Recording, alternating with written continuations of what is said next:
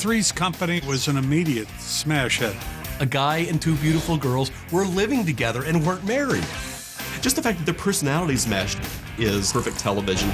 John Ritter made everything look really easy. I'm Jack Tripper.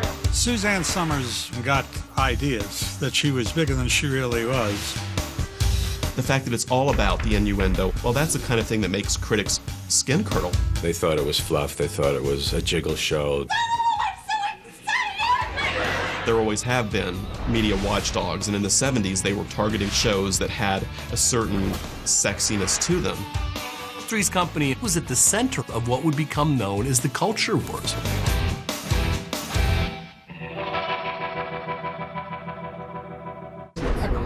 Nothing to lose.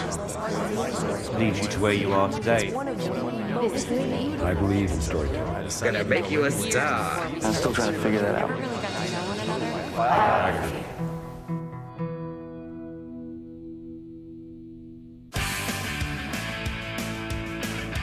Three's Company, America's first sitcom to explore the racy new notion of co-ed living, immediately captured the hearts of American audiences in the late 70s. There's something universally appealing about the idea of Three's Company. The guy living with two pretty girls and can't even get near them. That is your room, and this is our room. One false move, and we take you right to the vet. The premise is that these two women and this one guy can't afford a house in Southern California unless they pool their resources.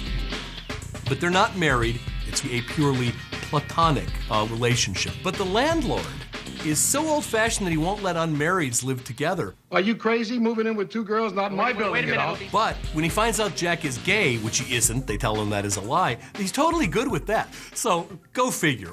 I also told him that you were gay.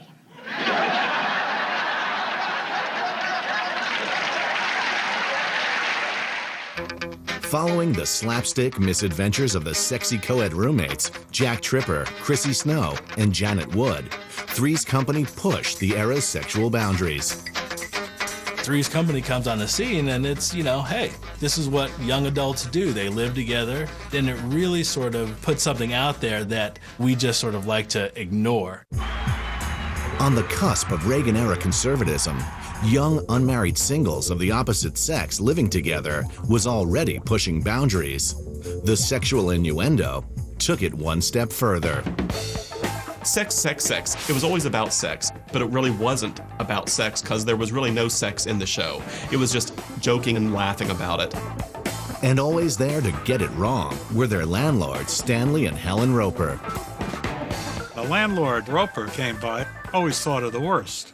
I asked Jack to help me make the bed, and we couldn't get the sheets on the mattress. Because I'd pull my corner and his would fall off, and he'd pull his corner and mine would fall off. We made a complete shambles of the bedroom. That must have been fun. But it was always the most innocent thing. He jumped to the wrong conclusion. And also all those jokes about the Ropers never having sex, that they were sort of the flip version of Jack and Chrissy and Janet. Oh, fix the doorbell, Stanley. It's time somebody's chimes were rung in this house. Everybody talked about doing it. No one did it. The roommates may not have been doing it, but sex appeal was Three's Company's key ingredient. They all march around the apartment in various stages of undress. But, you know, people posing and lifting legs and stretching arms and all of the rest of it.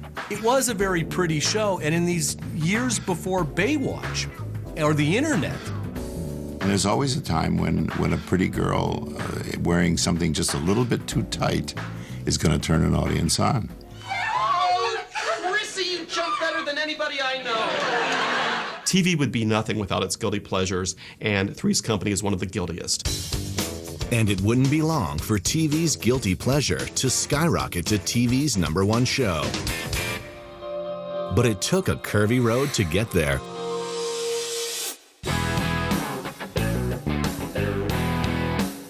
In the mid-70s, ABC's president Fred Silverman brought a number of successful shows to American viewers, including Laverne and Shirley, Charlie's Angels, and Happy Days. I believed in the mid-70s that the audience was ready for some escapism. He really had been through a very, very tough 5-10 years with Watergate and Vietnam, and it was just a mess. At ABC, we had great success with shows like Happy Days and Laverne and Shirley. Fred Silverman decides the best way to compete is by going to this more youth-oriented market, which he does with programming the likes of Charlie's Angels, these shows that would be called disdainfully by critics Jiggle TV.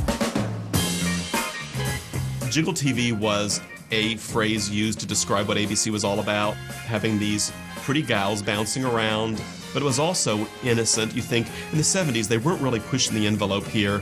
They were just like raising the flap a little bit.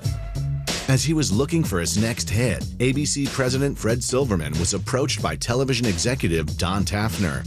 Taffner was pitching an American adaptation of The Ideal Jiggle Show, a wildly popular British series called Man About the House, about a bachelor living with 2 single women. That was a big success over there at the time. And so I started to submit that on the basis of developing an American show. But in 1976, a show like Britain's Man About the House was completely foreign to American audiences. And it took me about 3 or 4 years to get a network interested in it.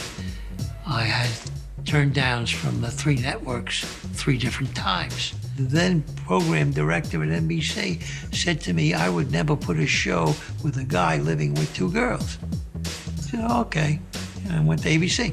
ABC president Fred Silverman recognized that the show was sexy and simple, the perfect escapism formula. And thank God Fred said, let's give it a go. With Silverman on board, Man About the House needed a top-notch writer-producer to adapt the British series into an American pilot. We reached out for Larry Gelbart, who I'd worked with when I was at CBS. He developed MASH for the network, and he hit it out of the park. Gelbart wrote a script that closely resembled the British Man About the House pilot. He set the scene in Santa Monica and entitled the American pilot Three's Company. We'd submitted the script as Three's Company pilot episode. Well, that was it, 36 pages. And a lot of the original stuff was terrific, so I didn't mess with it too much. He did a really great script, and we were off and running. When we cast the pilot, the first person I thought of to play the role of Jack was John Ritter. John played a minister on the Waltons, but I also knew that he was a versatile comedy actor and that he could do the physical stuff and would really be great. I mean, there's a case of somebody taking a script and finding, gold where there was pyrite. He just got it. He was good with word jokes. He was good with knockabout comedy. Good-looking guys are rarely funny. You kind of want them to keep that image, but he had no trouble being a clown. John Ritter was a comedy genius. He was just terrific. When John got cast for the pilot of Three's Company, he saw the possibilities for having fun with it, and I think he didn't look back at that point. With John Ritter cast as the leading man, Three's Company seemed to be moving in the right direction. But missteps in casting would threaten the show's chance of ever making it on the air.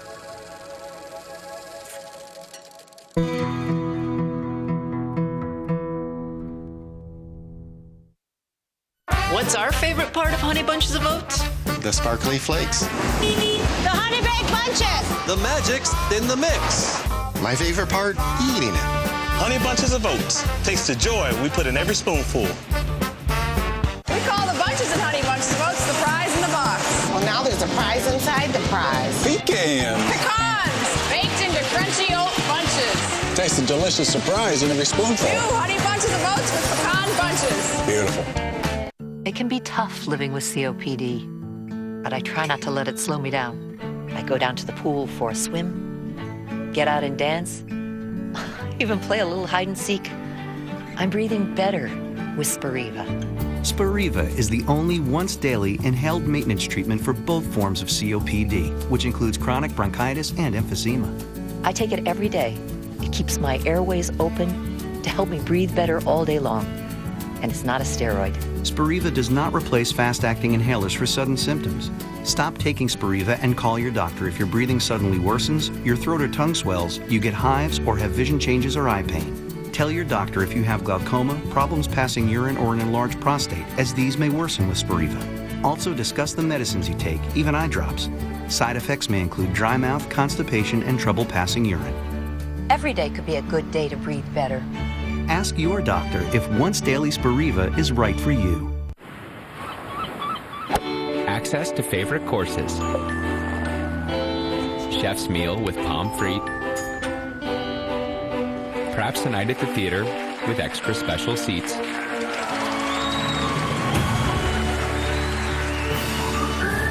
Additional hotel night, our treat. Your world in perfect harmony, priceless. Look for World on your MasterCard to get rewards and offers that matter to you. This summer, I'm going to LA. You coming? these friends are going to the one place. You're gonna walk all the way to Hollywood? Whatever it takes. Where their dreams are as big as their drama. Stay away from me. You are still the same insecure little girl that you've always been. The End presents Here, you're only as hot as your latest scandal. an original movie event. Degrassi Goes Hollywood this Friday at 8 Eastern on The End, Channel 303. Life is a show. All new tomorrow on Style. Let the games begin. They started out miles apart, but after the sparks flew on TV... Do you have a girlfriend? I'm only out for you, Julie. Shut up. He so knows I wanted to say that. Love brought their lives together. I love the way you are. Honey, I was a wild woman. See what you got, girl. Oh, my God. Juliana and Bill, a romantic comedy for real life. All new tomorrow at 9 Eastern, 6 Pacific on the Style Network.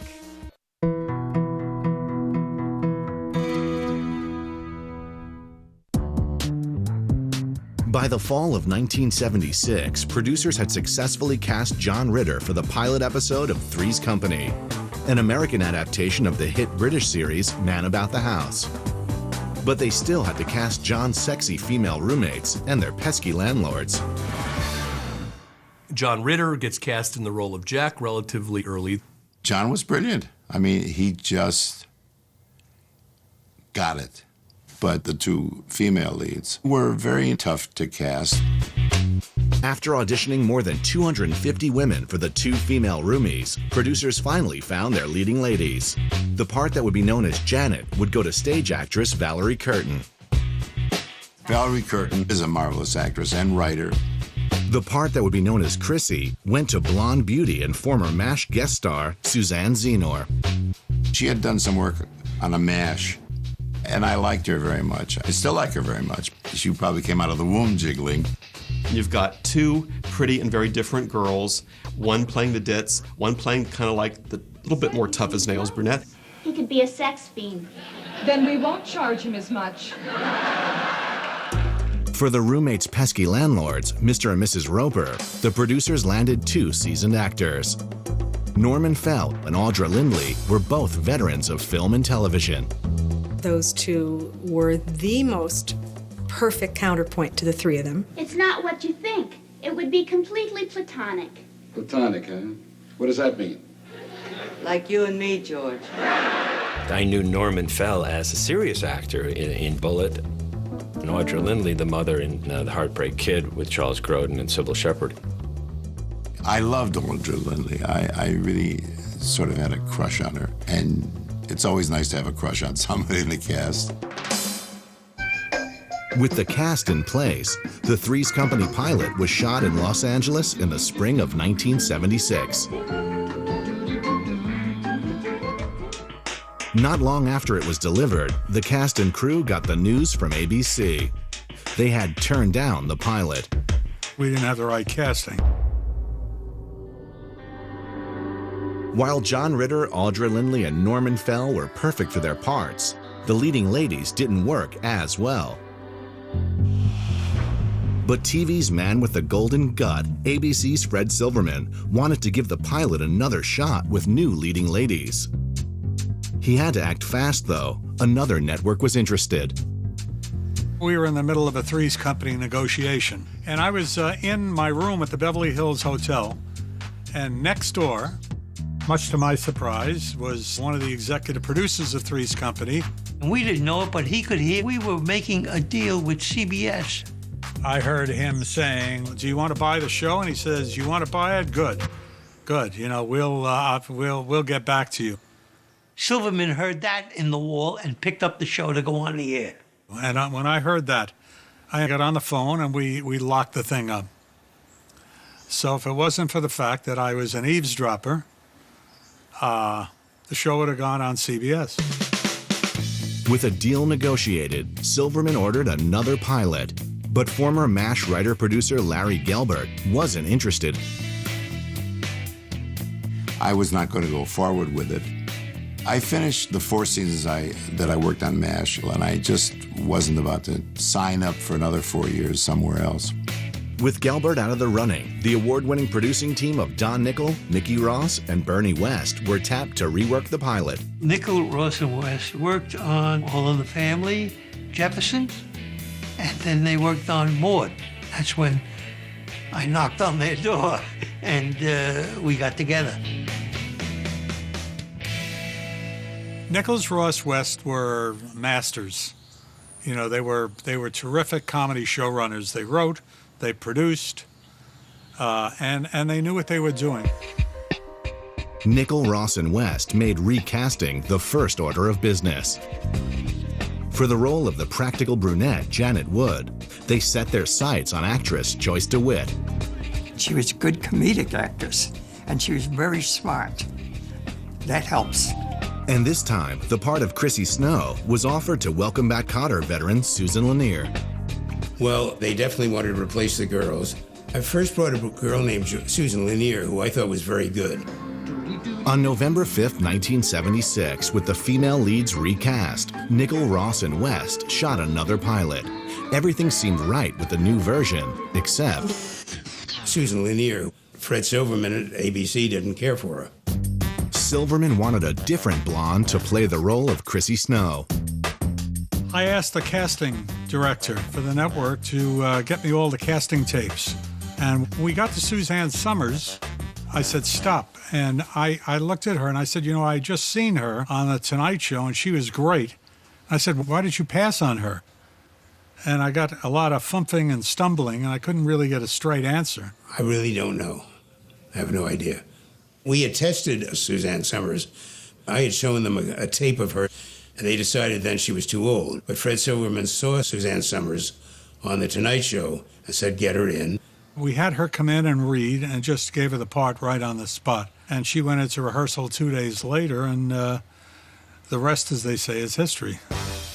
Suzanne Summers lit the screen up. I mean, it was as simple as that. She completed the ensemble. Suzanne was an actress that I just wanted to go up there and hug her. She was like the girl next door. I think Suzanne Summers was really good in the part. She had the quality, and she and John Ritter and Joyce DeWitt together were a wonderful trio. The pilot was reshot for the third time, with Suzanne Summers playing the part of the sweet and irresistible Chrissy Snow. Listen, Jack, how would you like... I like it already.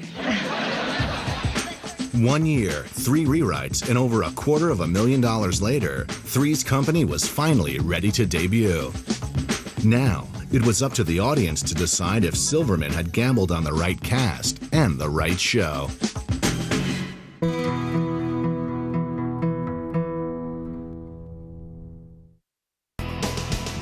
I was in the pit in San Antonio, and a fight broke out between the band and the audience. One guy drew a Bowie knife and started to challenge Sid. Sid took his bass and goes to take the guy out. And at that point, the lights went out. What's our favorite part of Honey Bunches of Oats?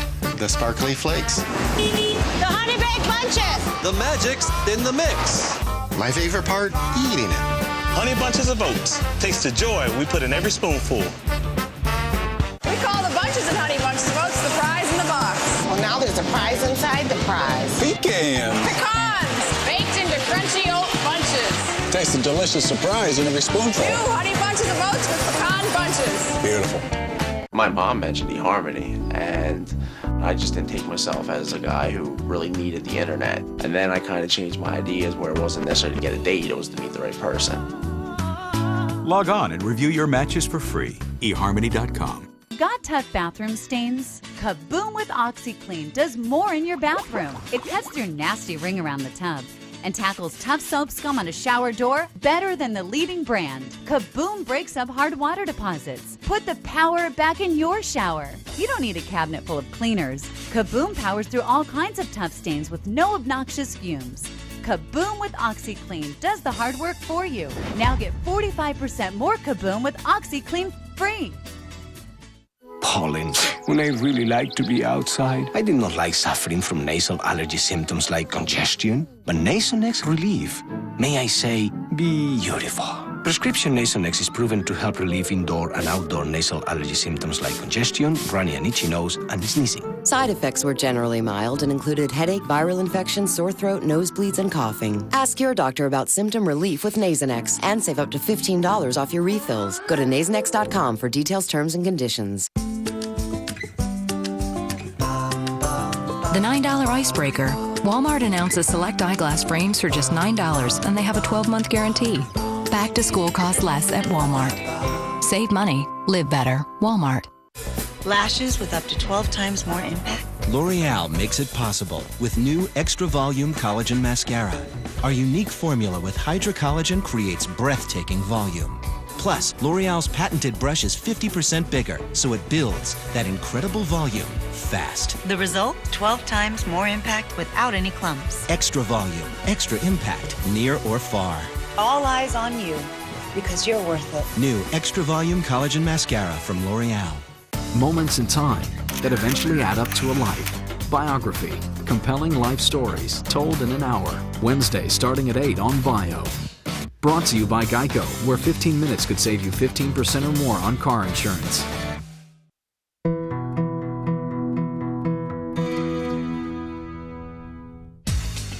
By 1977, 2 different Three's Company pilots had been shot and shelved, due in part to casting problems.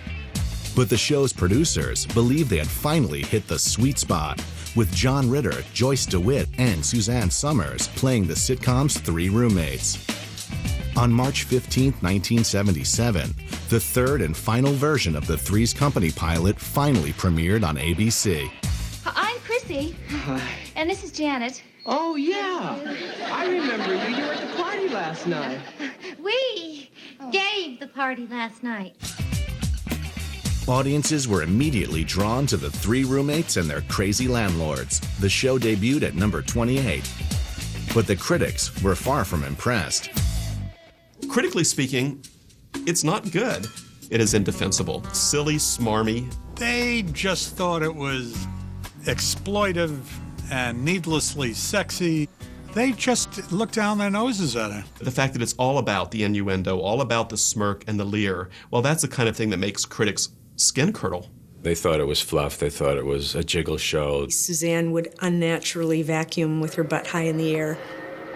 I mean, you can go back to Shakespeare and find things bawdier than anything you saw in Three's Company. We were doing pure farce, and farce is very, very difficult to write. We don't deal with social, political, sexual issues.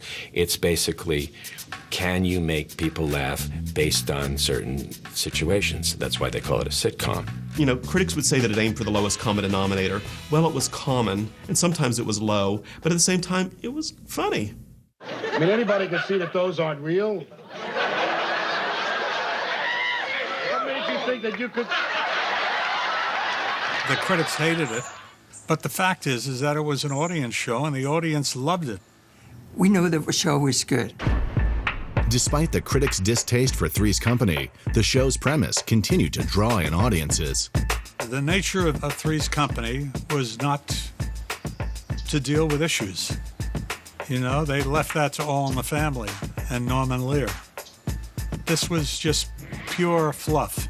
John Ritter used to come out into the kitchen, these Speedos, tiny little things. The girls, of course, always tramped around in 90s. Three's Company was falling into this fun, escapist, pretty people tradition.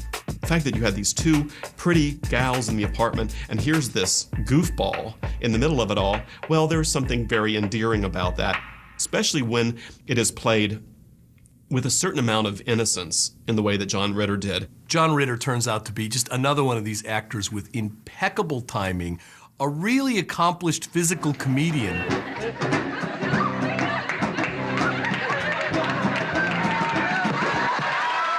So there were lines, there were jokes, and then there was John. And what he also brought was an ability to find where, the humor could be physical and funnier.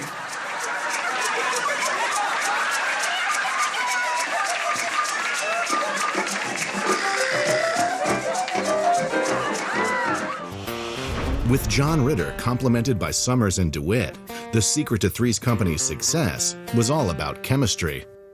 John, Joyce, and Suzanne obviously had a chemistry that was undeniable.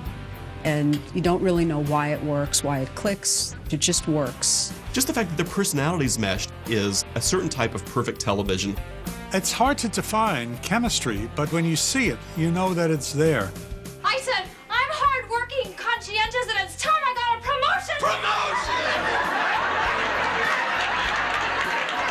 It just was a pleasure seeing them perform. Another element in the mix was Jack's best friend and neighbor, Larry Dallas. Larry was basically Jack's alter ego. Jack never did anything nefarious, and I was the guy who came and tried him to join me in doing nefarious things. One of my favorite lines would be, "Come on, Jack, let's go to the Regal Beagle. I think they're going to be twin contortionists there tonight."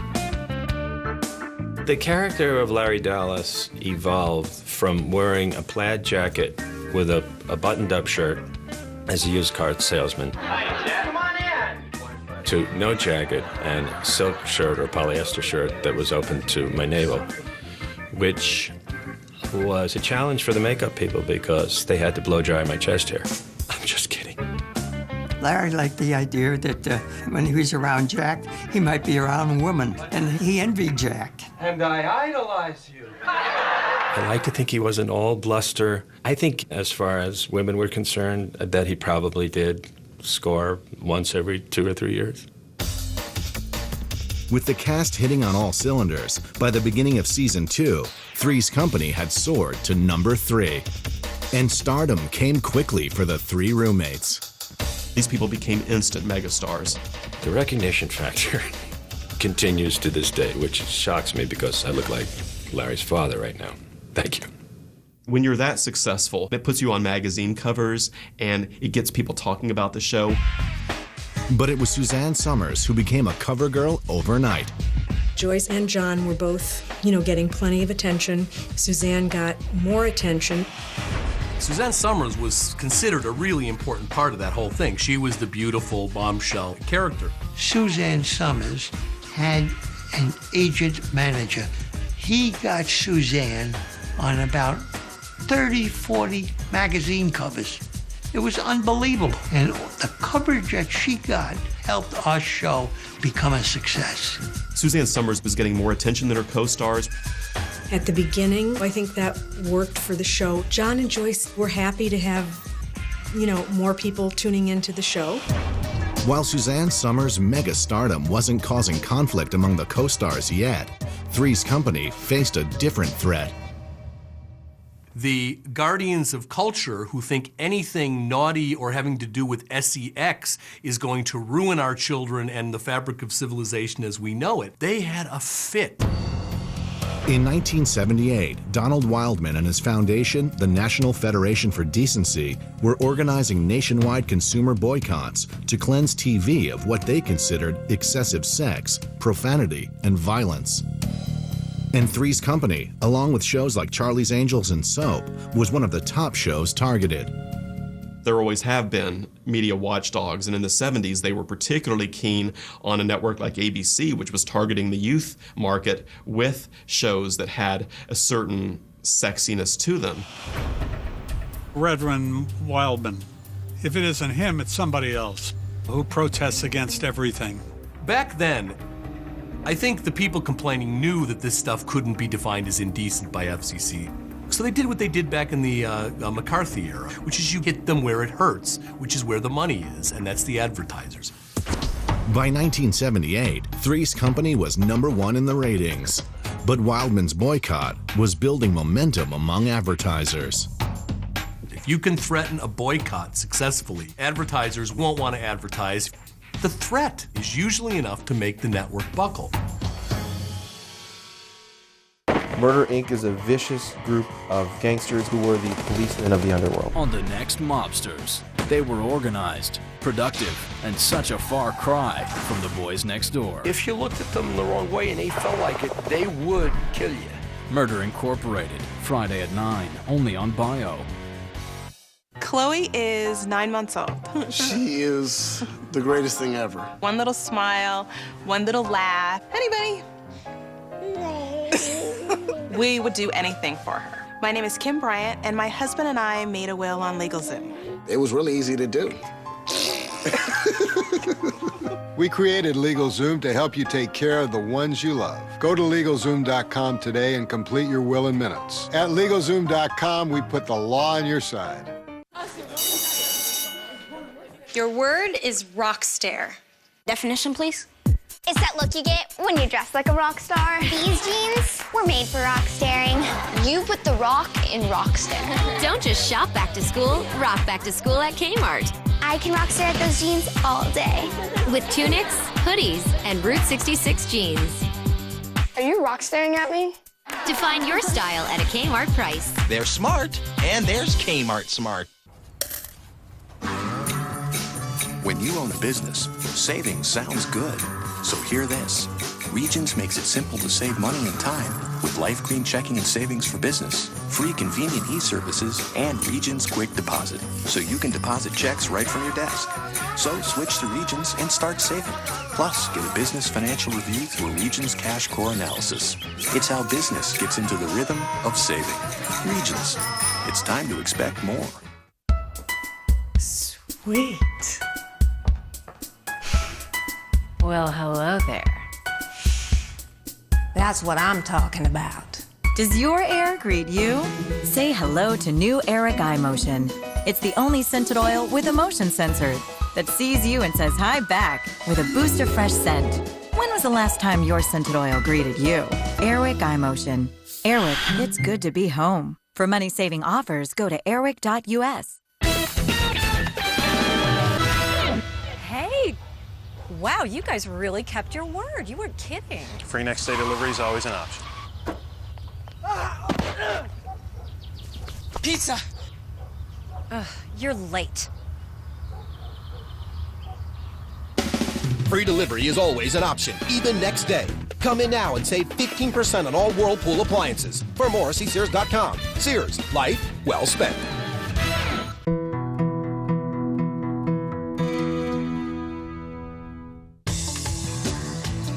By 1978, Three's Company shot from #3 to #1 in the ratings, pushing out longtime favorites Happy Days and Laverne and Shirley. But along with its success came criticism. Donald Wildman and the National Federation for Decency organized nationwide boycotts to cleanse TV of what they considered excessive violence, profanity, and sex. And Three's Company became a prime target. When we watch Three's Company in reruns today, the sexual innuendo is like, you don't even note it. It's so tame and it's so mild. That was a really big deal back then. You know, when I look at Friends and you compare it to Three's Company, it was like our kids were in kindergarten. But Wildman was successful in convincing Sears to boycott Three's Company. If this show would have been marginally performing and in the lower half of the ratings, the pressure from family groups would have probably succeeded in getting off the air. Wildman's efforts, though, failed to slow down Three's Company. It was a #1 hit. Honestly, when you're that successful, that even if you do court controversy, it isn't going to take you down. The fact of the matter is, we weren't going to abandon a smash hit show so quickly, based on the ravings of some lunatic minister. Although Sears had buckled under Wildman's pressure, Three's Company remained #1 in the ratings. And while the show was at its peak, the network sought to capitalize on its success. Three's Company, of course, had great characters to spare. They could fling them off into other series. The Ropers really were from the start almost a complete separate thing. Mr. Roper was this guy that kind of considered himself still a fashionable man to be reckoned with. A man's gotta do what a man's gotta do. According to his wife, though, he had serious potency problems. I know a man when I see one. Mainly from memory, of course. They got a spin-off. Once you've got a relationship like that, you just put a bunch of ancillary characters around them. But behind the scenes, the Three's Company family was less than thrilled with the network's decision to spin off the Ropers. Why would you do that? And it was like, oh, if they have 2 shows, they make twice the money. And we began to realize, oh yeah, that's what this is. This is a business. That was kind of a school of hard knocks kind of thing. It broke our hearts to lose those 2. When they spun off the Ropers, and we were wondering, oh, well, who can possibly fill that hole? And they said, Don Knotts. I just thought that was the most inspired piece of casting. I think it was probably Don Nickel said, why don't we get somebody like Don Knotts? I turned around and called his agent. I said, is he available? He said, yes, and that's how it happened. That was easy. It's one of the easiest pieces of castings I did.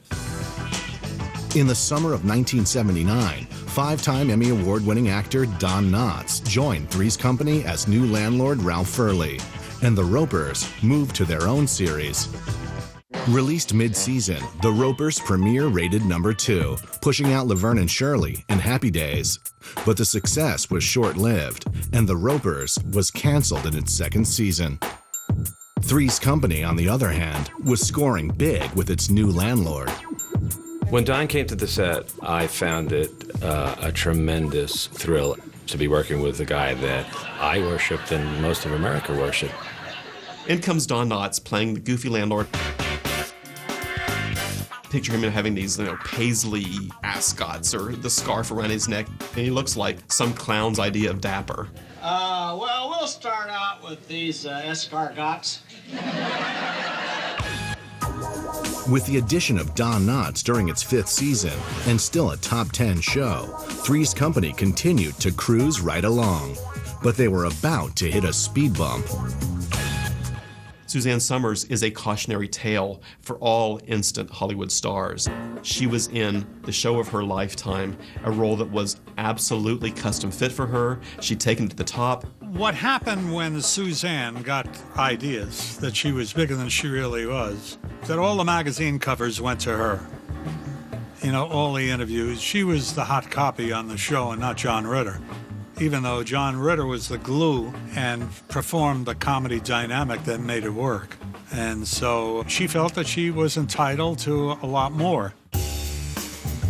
In 1980, when it came time for contract negotiations, Somers was earning $30,000 per episode, along with co-star Joyce DeWitt. John Ritter, as the show's lead and top-billed actor, was earning $50,000 an episode. Following the advice of her husband and business manager Alan Hamill, Suzanne demanded $150,000 per episode, plus 10% profits. Suzanne saw herself as valuable to this franchise, which she was, and I think she thought that they would give her whatever she wanted. That doesn't always work. Producers refused Somers' salary demands, instead offering her an additional $5,000 per episode. Shortly after, Somers began missing rehearsals and a taping. Producers Nickel, Ross, and West weren't happy. Don Nickel was ready to say, let's forget her completely. But the network insisted we keep her. To fulfill the terms of her contract, producers kept Somers on board, but limited her role for the remainder of the season. Per her contract, she had to stay on the show. They wrote a situation where she phoned in every week. Oh, I'm so sorry I can't be there. Ritter and DeWitt initially supported Somers in her negotiations, but after several no-shows on set, Jack and Janet were ready for Chrissy to move out. Joyce and John really were upset by her doing that, and all of them had been friendly, and they just refused to work on the set with her. When Summers' contract was up, the cast and crew learned that Three's Company would continue without Suzanne Summers, but not without a third roommate. Well, we all knew it was going to be tougher to write because we knew the character of Chrissy Snow so perfectly. When Suzanne left, there was trepidation. Personally, I thought, well, here's a well-oiled machine, and now what? When it came to replacing Suzanne Summers, another casting director told me about Jenny Lee Harrison. And I brought her in, and so we brought in many, many girls. And I thought she had something very special. She was fresh, and she was unspoiled, and she had talent. Harrison, a former Rams cheerleader, had no prior acting experience. In a quick fix, writers created the character Cindy Snow, Chrissy Snow's klutzy cousin. As the third roomie in America's hit show, Jenny Lee Harrison had big shoes to fill, while cast and crew had to be wondering, was there life after Suzanne Summers?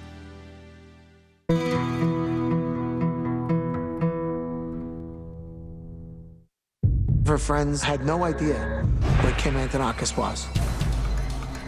I knew there were men that were waiting for her. I knew she was alive, and they had to find her right away. All new back-to-back episodes of Psychic Investigators, Saturday starting at 10, only on Bio.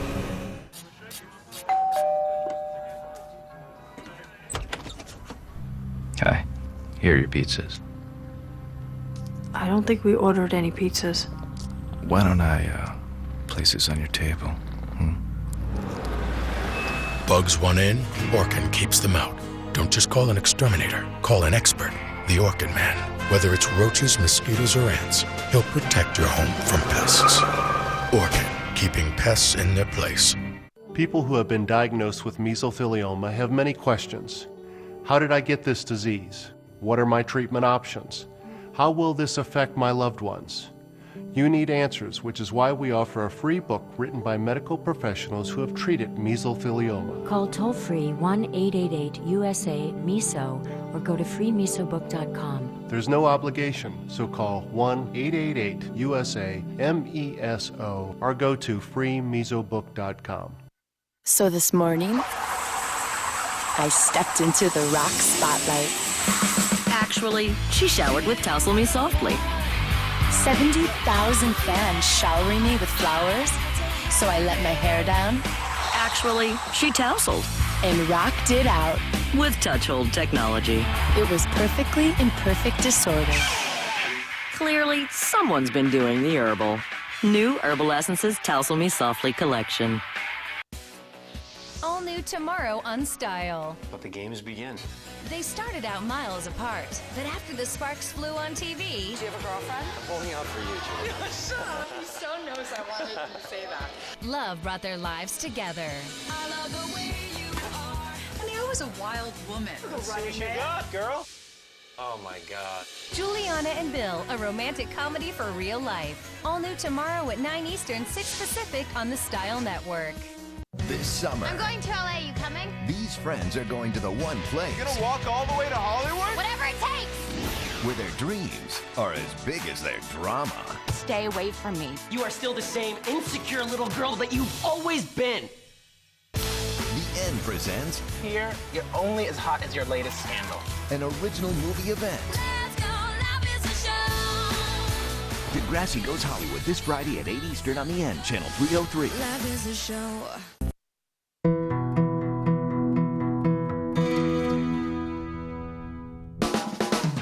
In 1981, 4 years after its premiere, Three's Company continued to deliver slapstick comedy as a top 10 show. But due to contract disputes, in the middle of the show's 5th season, Suzanne Summers' role as Chrissy Snow was phased out, replaced by Jenny Lee Harrison as Cindy Snow, Chrissy's klutzy cousin. At first, Cindy seemed like the perfect solution. She was very pretty and lively. I'm Cindy. Cindy? Yeah, Chrissy's cousin. Hi. They were absolutely trying to remold her into something close to Chrissy so that all the same writing would work. Although Three's Company remained in the top 10 during its 5th season, the Cindy Snow character wasn't working. Gosh, I've only been here a few minutes and I've already messed things up, huh? I think the Snow characters can be really, really funny, but you know, you wear out that kind of humor. It just becomes, it becomes the same joke over and over again. I don't think we served her that well in creating a character for her. But she became kind of a clumsy, kind of klutzy person. She had virtually no training. They tried to make her sort of like the female John, with bumping into things and hurting people, whatever. That sort of didn't work. In October of '81, after one season with Cindy Snow, producers replaced the klutzy blonde with a competent one, Terry Alden. When it came to replacing Jenny Lee, they decided they needed somebody more solid for the role. And we auditioned probably 100 women, and finally we settled on Priscilla Barnes, who was very talented. Barnes had already made a name for herself as blonde bombshell Rebecca on CBS's short-lived jiggle series, American Girls. I remember when I first got hired and I became famous before I had even met my cast members. I came home the next day and I must have had something like 52 messages from the Today Show and Good Morning America. What was it like to be the third roommate? And I'd just been hired. Barnes may not have known what it was like, but the writers had already created storylines for Nurse Terry Alden. When Priscilla Barnes came on the show, we had someone who was almost in the mode of Janet by being very practical, very smart, and she was a good comedic actress. Drop my pants. I bet you say that to all the guys. Drop them. But it made perfect sense that you would bring in someone very different. By that time, the show, you know, after all, could really use the boost of the extra different kinds of stories you could tell. She was a professional, she was a nurse, and she was together. She wasn't just silly. Three's Company's 6th season began with Priscilla Barnes playing the third roommate. From her very first episode, it was clear that Nurse Terry Alden had won over the audience. They kept saying that I was the intelligent blonde. Well, I mean, how intelligent can everybody be when you either imagine or it is perceived that the other people on the other side of the door are having sex? Intelligent or not, Terry Alden, along with her roommates, kept Three's Company's ratings in the top 10 for the next 2 seasons. But in the early 80s, the television audience's tastes were changing. Three's Company's jiggle style of programming was losing its appeal. TV is a very cyclical business. Three's Company rode a wave. It was really up with ABC's fortunes. It was there with Happy Days, Laverne and Shirley, Love Boat, Fantasy Island. But as we got further into the 80s, tastes began to gravitate a bit more toward the hour-long drama. CBS launched shows like Dallas. The TV audience became less enchanted with these silly, disposable comedies. By December of 1983, Three's Company's ratings had plummeted to number 56, and primetime soap operas such as Dallas and Dynasty were creeping into the top 5. Soon after, John Ritter announced that he would leave Three's Company after the following season. Not long after his announcement, Ritter was nominated for an Emmy.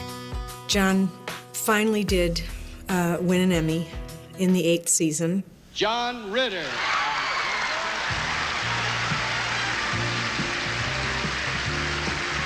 I was so proud of him when he got it. It was such a happy night.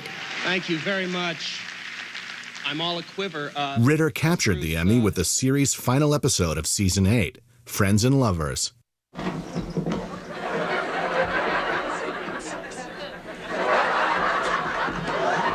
year that he got that Emmy, I think it was the kind of recognition of a cumulative body of work that he'd been doing. After Ritter announced that he would be leaving Three's Company, it was clear the show had run its course, and ABC canceled the series. In September of 1984, the last Three's Company episode, Friends and Lovers, aired on network television. The end was bittersweet. Last show after 8 years, it's tough. The actors would have to leave Three's Company behind them. And the years to come would bring success, but also tragedy.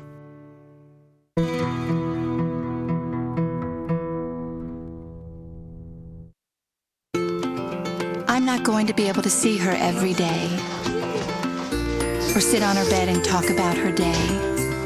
It's gonna be okay. But she's ready thanks to Walmart's unbeatable prices. I was able to get her everything she needed as well as what she wanted. Letting go, that's the hard part. Set them up for success for less. Save money, live better, Walmart. A little French's brings a whole lot of happy. And now, French's comes with 40% more happy in every bottle. French's, happy starts here. Swiffer 360 Dusters cleans deep. You'll love it so much, you'll send your old duster packing.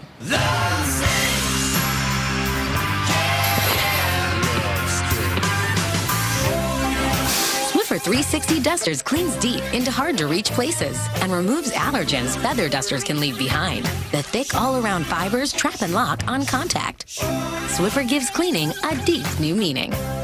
Exact change, buddy. I learned a lot when I found out I had high cholesterol, but I didn't know that it may have led to my erectile dysfunction. That's why my doctor told me about Levitra. Certain medical conditions, including high blood pressure, diabetes, and high cholesterol, can decrease blood flow, which may lead to ED. That was news to me. My doctor told me Levitra could help. Levitra works by increasing blood flow to help treat ED. Levitra works for me. Maybe it can work for you. Ask your doctor if you are healthy enough for sexual activity. If you have heart problems, are on alpha blocker therapy, or have uncontrolled high blood pressure, talk to your doctor before taking Levitra. Do not take Levitra if you take nitrates for chest pains, as this may cause an unsafe drop in blood pressure. Side effects may include headache, flushing, and stuffy or runny nose. To avoid long-term injury, seek immediate medical help if you experience an erection lasting longer than 4 hours. If you have any sudden decrease or loss of vision or hearing, stop taking Levitra and call your doctor right away. Ask your doctor if Levitra is right for you. How many washes did it take Cheer Bright Clean to get this from dingy to bright? 10. It's 7. 100? No. Cheer Bright Clean. Surprisingly bright in just one wash. As you age, skin loses moisture and loses collagen. That's why you look older. The solution? L'Oreal's new Collagen Moisture Filler. It's natural collagen now in a daily moisturizer. This formula has collagen biospheres that expand up to 9 times to help fill wrinkles. 90% of women saw super smooth, hydrated skin. You'll see visible results for younger-looking skin today. New Collagen Moisture Filler by L'Oreal Skincare. Because we're worth it. I will never forget. It was a very dark night, and on this hill was a fire burning off the ground by about 4 feet. It's just a complete mind-blowing experience.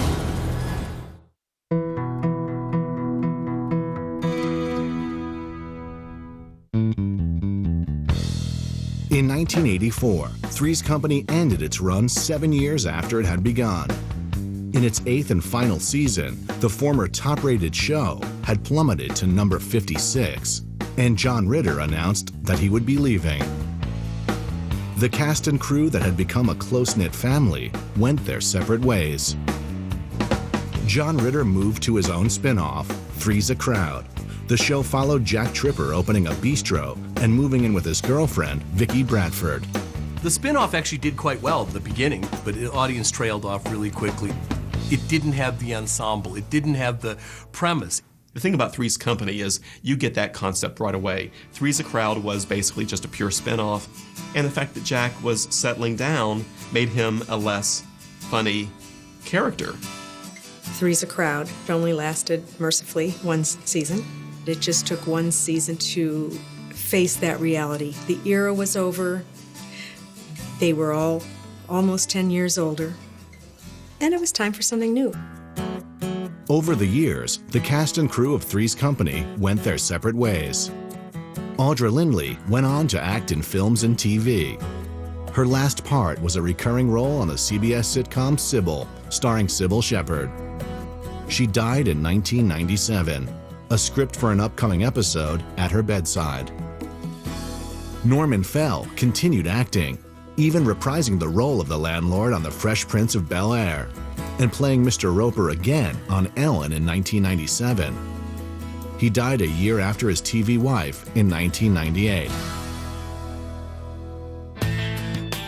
Joyce DeWitt returned to her roots and has spent the past few years performing in theaters around the country. In the 90s, Suzanne Summers spent 7 seasons starring in the sitcom Step by Step. Suzanne Summers got a sitcom with Patrick Duffy where she played a much more kind of normal, intelligent person, which she did a very competent job at. Summers also published many books and served as a spokesperson for the popular fitness line, The Thigh Master. Richard Klein has continued to work steadily in theater and TV. He even worked again with Suzanne Summers. I did a Step by Step with her, and we had hugs and kisses, and it was great. Priscilla Barnes also continued her acting career, but had a hard time shaking the image of Nurse Terry Alden. Of course, there's always these struggles that not only I've gone through, but, every cast member and probably on every other show as well.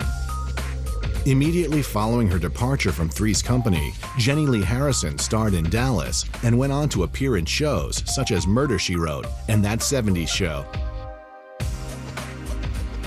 After Three's Company, Don Knotts teamed up with his old Mayberry partner, Andy Griffith, as the pesky neighbor Les Calhoun in the hit series Matlock. In February 2006, Don Knotts, one of TV's most beloved character actors, succumbed to complications stemming from lung cancer.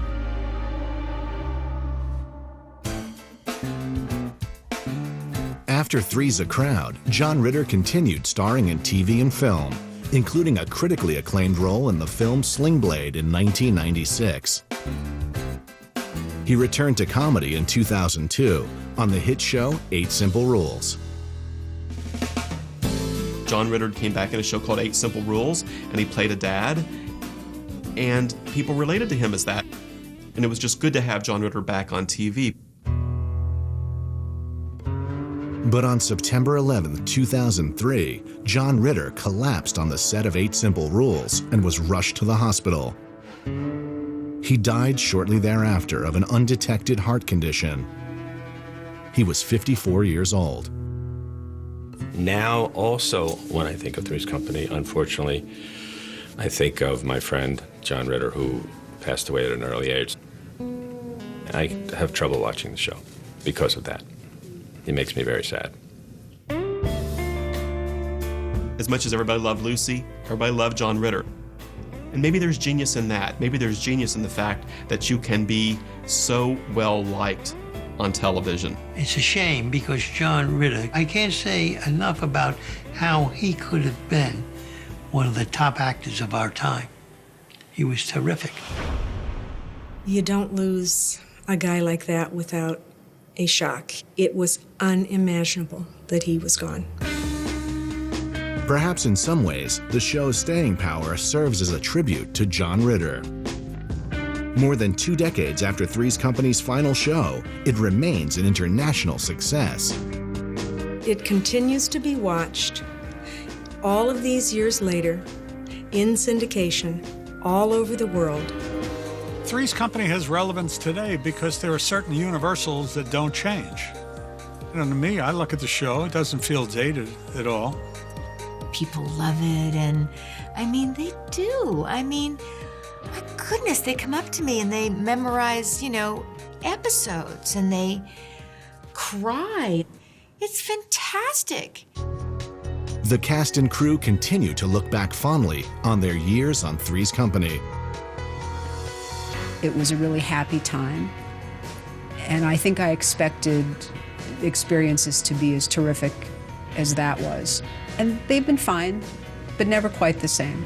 Joyce and I are best friends, and Richie, I speak to a lot. The glue that held them together was the family that they created at work.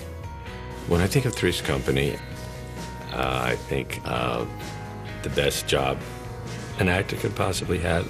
It was a very, very happy time in my life. And I was on a terrific show, and those were the good years. And that was a great experience. Nothing was quite like Three's Company.